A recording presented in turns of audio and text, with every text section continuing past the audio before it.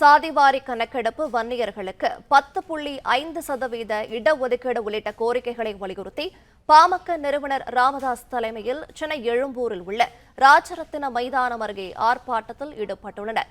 கூடுதல் விவரங்களை செய்தியாளர் ராஜகுமரன் வழங்கிட கேட்கலாம். ராஜகுமரன், வணக்கம். விவரங்களை சொல்லலாம்.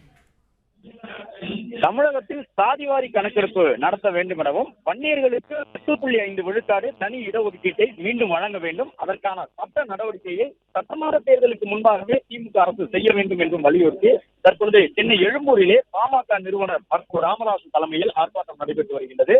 மருத்துவர் ராமதாஸ், அவருடைய மகள் ஸ்ரீகாந்தி, பாமக சட்டமன்ற குழு தலைவர் ஜி.கே. மணி உட்பட பாமகவை சார்ந்த 20க்கும் மேற்பட்ட இந்த கூட்டத்தில் பங்கேற்றிருக்கின்றார்கள்.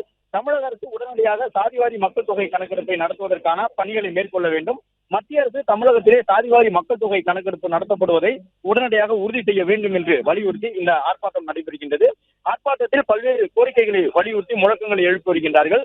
குறிப்பாக பாட்டாளி மக்கள் கட்சியிலே ராமதாஸ் மற்றும் அன்புமணி இடையே பிளவு ஏற்பட்ட பிறகு ராமதாஸ் தனிப்பட்ட முறையில் தன்னுடைய ஆதரவாளர்களை கொண்டு நடத்தக்கூடிய போராட்டமாக இது அமைந்திருக்கின்றது. வரும் 17ஆம் தேதி அன்புமணி தமிழ்நாடு முழுவதும் வன்னியர் இடஒதுக்கீட்டுக்காக போராட்டம் அறிவித்திருக்கக்கூடிய நிலையில் அவருக்கு முன்பாகவே அன்புமணியினுடைய தந்தையான ராமதாஸ் இந்த போராட்டத்தை தன்னுடைய ஆதரவாளர்களை கொண்டு தமிழகத்தின் அனைத்து மாவட்ட தலைநகரங்களிலும் இன்று நடத்தியிருக்கின்றார். சென்னை எழும்பூரில் அவரே பங்கேற்று இந்த போராட்டம் தற்பொழுது நடைபெற்று வருகின்றது. பிளே ஸ்டோர் மற்றும் ஆப் ஸ்டோரில் இருந்து பாலிமர் செயலியை QR கோடு மூலம் பதிவிறக்கம் செய்யுங்கள். செய்திகளை உடனுக்குடன் பெறுங்கள்.